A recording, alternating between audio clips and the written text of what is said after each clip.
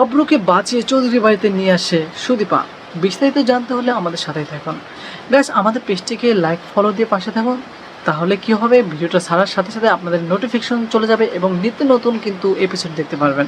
তো গাইস, এই পর্ব প্রথমে দেখতে পাই যে চৌধুরী বাড়িতে কিন্তু সৈকতদা নামে একজন লোক আসে, যিনি কিনা আর্মিতে অফিসে কাজ করেছিল অব্রুদার সাথে। এবং সে বাড়িতে আসা মাত্র সবাই কিন্তু খুশি হয়ে যায়। তারা ভাবছিল যে অব্র কোনো নিউজ বা অব্রকে নিয়ে এসেছে, কিন্তু সে এসে কিন্তু শকড একটা নিউজ চালায় এবং শকের একটা নিউজ দিয়ে ফেলে। এবং তখন আমরা দেখতে পাই যে আদিত্য কিন্তু বাবার জর্জরি করেছে, সুকেতদা তুমি বলছো না কেন আমার অব্রতা কোথায়, সে কিন্তু আজকে আসার কথা। এবং সে কিন্তু একটা শক নিউজ দেয়। সে বলে যে আপনাদের অব্রতা মিসিং, তাকে খুঁজে পাওয়া যাচ্ছে না এবং তার বডিটা কিন্তু পাওয়া যাচ্ছে না।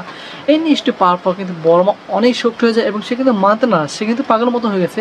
সে বলছে এটা হতে পারে না, সে আমাদের বড় ছেলে, সে আমাদের ছেলে কখনো যেতে পারে না। এবং এক পর্যায়ে সে মানিয়ে নেয় এবং সবাই কিন্তু মেনে নেয়। পরিবার সবাই কিন্তু অনেক কানাকাটি করে থাকে। পরমা অনেক আপসেট হয়ে যায়। সে বলছে আমার এখন কি হবে।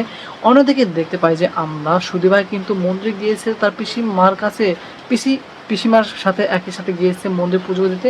তখন এলাকার লোকজন এসে কিন্তু একটা লাশ নিয়ে আসে এবং তারা এসে বলছে যে আমরা নদীর ধারে এই লাশটা পেয়েছি এবং সে বেঁচে আছে কিনা জানি না। আমরা স্বাস্থ্য কেন্দ্রে নিয়ে গেছিলাম, কিন্তু স্বাস্থ্য কেন্দ্রে কিন্তু অফ রয়েছে, তার জন্য আমরা এখানে নিয়েছি। এখন কোনো মতো ভালো করা যায় কিনা।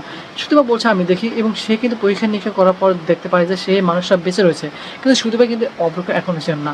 কিন্তু তারপর কি হয়ে যায়, সে কিন্তু অনেক চেষ্টা এবং অনেক রক্তটা ব্লেডটা বন্ধ করার জন্য সে কিন্তু নিজের আঁচলটা কেটে তাকে কিন্তু পেঁচিয়ে দেয় এবং এক পর্যায়ে তাকে স্বাস্থ্যকেন্দ্রে নিয়ে যায়। স্বাস্থ্যকেন্দ্রে নিয়ে কিন্তু সে সেবা যত্ন করে অব্রকে সুস্থ করে তোলে। এবং আগামী পর্ব আমরা দেখতে পারবো যে অব্রকে নিয়ে সে চৌধুরী বাড়িতে নিয়ে গেছে এবং চৌধুরী বাড়িতে নিয়ে যখন যাবে সবাই কিন্তু তাকে অনেক ভালোবাসবে।